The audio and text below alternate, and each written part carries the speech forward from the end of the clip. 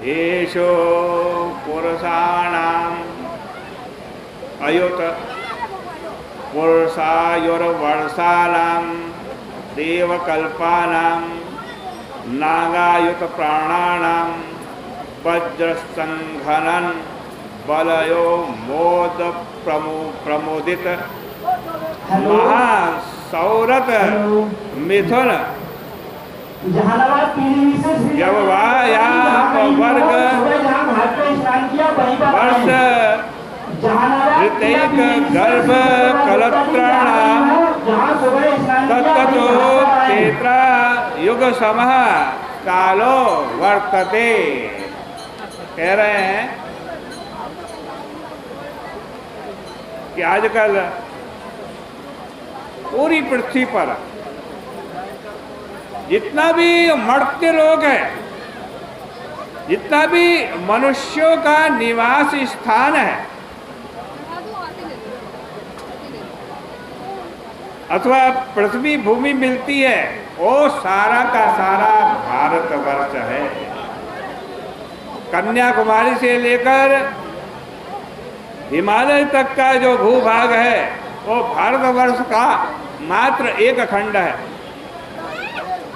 भारतवर्ष का जो वर्णन शास्त्रों में आता है उससे यह बात स्पष्ट रूप से प्रतीत होती है कि यहाँ वेद शास्त्र को मान करके चलने वाले चारों प्रकार के वर्णाश्रमी महापुरुष भी रहते थे और वेद शास्त्र तथा पुनर्जन्म एवं पुनर्जन्म को न मानने वाले अवैदिक भी रहते थे। कठोपनिषद में श्लोक आता है कि ये यम प्रेते विचिकित्सा मनुष्य अस्तित्वेके नायम अस्तीति चैके एतद विद्याम अनुशिष्टस् त्वयाहं वर्णामेश वरस्तृतीयः। कठोपनिषद में है। कहते हैं इस भारतवर्ष में दोनों प्रकार के लोग थे, आस्तिक भी थे और नास्तिक भी थे। ईश्वर को मानने वाले भी थे और ईश्वर को न मानने वाले भी थे। पुनर्जन्म को मानने वाले भी थे और पुनर्जन्म को न मानने वाले भी थे। कुछ लोग कहते हैं कि मरने के बाद जीवात्मा रहता है और कुछ लोग कहते हैं कि नहीं रहता। कुछ आस्तिक हैं, कुछ नास्तिक। भारतवर्ष के अतिरिक्त दूसरे खंडों में जो पुरुष हैं वे नागायुत बल होते हैं और उनकी 10,000 वर्ष की आयु होती है। वहाँ त्रेता युग के समान काल है। यह सारा का सारा भोग सृष्टि का, सूक्ष्म सृष्टि का वर्णन है। किंतु भारतखंड वर्णाश्रमियों का स्थान है। पूर्वोक्त 9 वर्षों में भगवान नारायण की 9 रूपों में आराधना होती है और वे अपने चतुर्व्यूह के साथ विराजमान रहते हैं।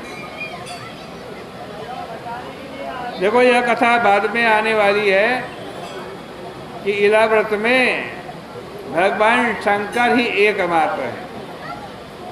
वे परमात्मा की चतुर्मूर्तियों में से तुरीय तामसी मूर्ति संकर्षण संज्ञक प्रकृति को अपने पास रखकर उनकी आराधना करते हैं।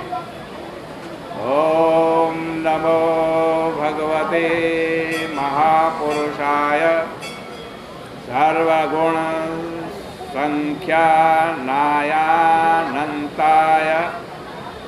अव्यक्ताय नमः इति। भगवान शंकर कहते हैं कि हम संपूर्ण ऐश्वर्य के आश्रय भगवान की आराधना करते हैं और वही भगवान संसार सागर से छुड़ाने वाले हैं।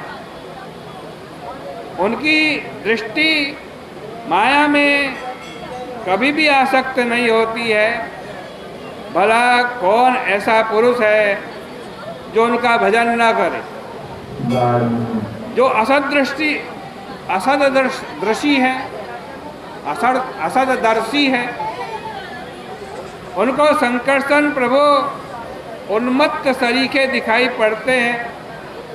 नागपत्नियां उनका भजन करती हैं, उनमें कर्तृत्व का नाम नहीं है। यह पृथ्वी मंडल उनके सिर पर सरसों के दाने के बराबर है। वे विज्ञान मूर्ति है। हम सब उनके अधीन हैं और उनके अनुग्रह से ही सारी सृष्टि करते हैं।